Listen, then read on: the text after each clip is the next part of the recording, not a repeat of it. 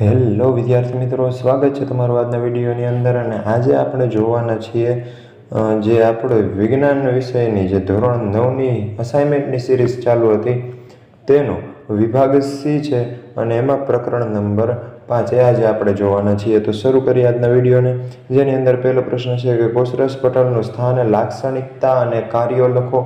તો આપણે વાત કરીએ એની અંદર કે કોષરસ પટલનું સ્થાન ક્યાં, તો કે કોષરસ પટલ એ કોષનું સૌથી બહારનું આવરણ છે અને પ્રાણી કોષમાં તે સૌથી બહારના સ્તર તરીકે હોય છે. જ્યારે જીવાણુ કોષ અને વનસ્પતિ કોષમાં તે કોષ દિવાલની જે અંદર છે અંદરની તરફ આવેલું હોય છે. બીજું એની લાક્ષણિકતા, તો કે કોષરસ પટલ એ જીવંત, પાતળું, સ્થિતિસ્થાપક, નાજુક અને પસંદગીમાન પ્રવેશશીલ પટલ એટલે કે કલા છે. ત્યારબાદ કાર્ય જોઈએ. પહેલું, તે કોષને તેના બાહ્ય પર્યાવરણથી અલગ રાખે. બીજું, તે કોષના અંદરના દ્રવ્યને આવરણ પૂરું પાડે. ત્રીજું, તેનું મુખ્ય કાર્ય કોષમાં પ્રવેશતા અને કોષમાંથી બહાર નીકળતા જે દ્રવ્યો છે એના નિયમનનું છે. ત્યારબાદ તેમાંથી O2 અને CO2 જેવા વાયુઓ પ્રસરણ દ્વારા પસાર થાય છે અને તેમાંથી પાણીના અણુઓ આશ્રુતિ દ્વારા પસાર થાય છે. ત્યારબાદનો પ્રશ્ન છે ટૂંક નોંધ લખો. ગોલ્ગી પ્રસાધન, તો એનું સંશોધન, તો કે કેમિલો ગોલ્ગી નામના ગોલ્ગી જે વૈજ્ઞાનિક હતા, બરાબર, એમને ગોલ્ગી પ્રસાધનનું સંશોધન અને સુવ્યવસ્થિત વર્ણન કર્યું.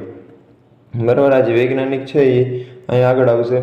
ત્યારબાદ સ્થાન છે તો કે પ્રાણી કોષમાં અને વનસ્પતિ કોષમાં જોવા મળે. રચના, તો કે તેની રચનામાં એકબીજાના સમાંતર થપ્પીઓમાં ગોઠવાયેલી પુટિકાઓ એટલે કે જે ચપટી કોથળીઓ આવેલી હોય છે. આવી પુટિકાઓને સિસ્ટરની કહેવામાં આવે છે. તે પટલ દ્વારા આવૃત તંત્રની બનેલી એક રચના છે.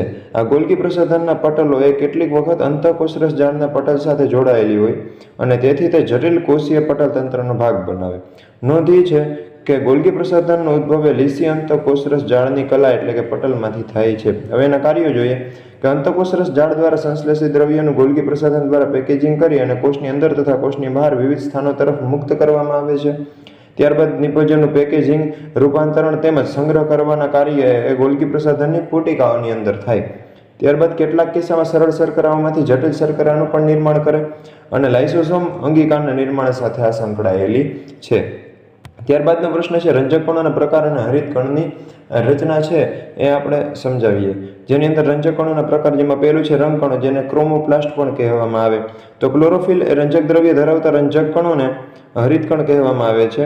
અને હરિતકણ એ ક્લોરોફિલ ઉપરાંત પીળા રંગના ઝેન્થોફિલ અને નારંગી રંગના કેરોટીન રંજક દ્રવ્ય ધરાવે.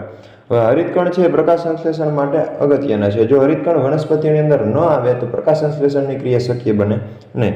ત્યારબાદ બીજું છે રંગવિહીન કણો, જેને લ્યુકોપ્લાસ્ટ કહેવામાં આવે. તો એ પ્રાથમિક કક્ષાની અંગિકાઓ છે. તેની અંદર સ્ટાર્ચ, ચરબી અને પ્રોટીન કણિકાઓનો સંગ્રહ થાય છે. ત્યારબાદ હરિતકણની રચના, તો હરિતકણની બાહ્ય રચના કણાભસૂત્રની રચનાને મળતી આવે અને હરિતકણના આંતરિક આયોજનમાં ઘણા બધા પટલીય સ્તરો જે દ્રવ્યમાં ગોઠવાયેલા હોય તેના આધારક એટલે કે સ્ટ્રોમા કહે. હરિતકણો છે એ પોતાના આગવા વલયાકાર DNA અને રિબોસોમ્સ છે એ ધરાવે છે. ત્યારબાદનો પ્રશ્ન જોઈએ કે પોલ્ટ્રી ફાર્મમાં કારીગર કેટલાક ઈંડાને જાળવવા ઇન્ક્યુબેટરમાં રાખે અને આ ઈંડામાં બગડેલા અને સારા ઈંડાને અલગ કરવા તે પાણી ભરેલી ડોલનો ઉપયોગ કરે. તો આપણે પ્રશ્ન પૂછ્યા કે પાણીનો ઉપયોગ કરી બગડેલા અને સારા ઈંડાને કેવી રીતે અલગ પાડી શકાય. બીજું, ઈંડાનું કવચ શાનું બનેલું છે. ત્રીજું, ઈંડાને ગરમ પાણીમાં બાફવામાં આવે તો એને શું થાય. તો એનો ઉત્તર જોઈએ તો કે પાણી ભરેલી ડોલમાં ઈંડા મૂકતા જે ઈંડા બગડેલા હશે તે તરતા રહેશે અને સારા ઈંડા છે નીચે ડૂબી જાય, અને આ રીતે અલગ પાડી શકાય. બીજું, ઈંડાનું કવચ કેલ્શિયમ કાર્બોનેટ એટલે કે CaCO3 નું બનેલું છે. ત્યારબાદ ઈંડાને ગરમ પાણીમાં બાફવામાં આવે ત્યારે અંદરનું દ્રવ્ય ગરમીના કારણે ઘટ થઈ કવચથી સ્વતંત્ર થશે અને આ કવચને તોડીને એને સરળતાથી દૂર કરી શકાય. હવે અંદરના ઘટ ભાગનો ચોક્કસ વાનગી બનવાની અંદર ઉપયોગ કરી શકાય છે. ત્યારબાદનો પ્રશ્ન છે 5મો. નીચે આપેલી આકૃતિને ઓળખો. તો આ આકૃતિ છે એ અંતઃકોષરસ જાળની છે. ત્યારબાદ આ જે આકૃતિ છે એ કણાભસૂત્રની અને આ જે આકૃતિ છે મિત્રો એ છે વનસ્પતિ કોષની આકૃતિ છે. અહીંયા તમારે નામ નિર્દેશન નથી કરવાનું, માત્ર એની આકૃતિઓને તમારે ઓળખવાની છે. તો અહીંયા જે આપણું પ્રકરણ હતું એ થાય છે પૂરું.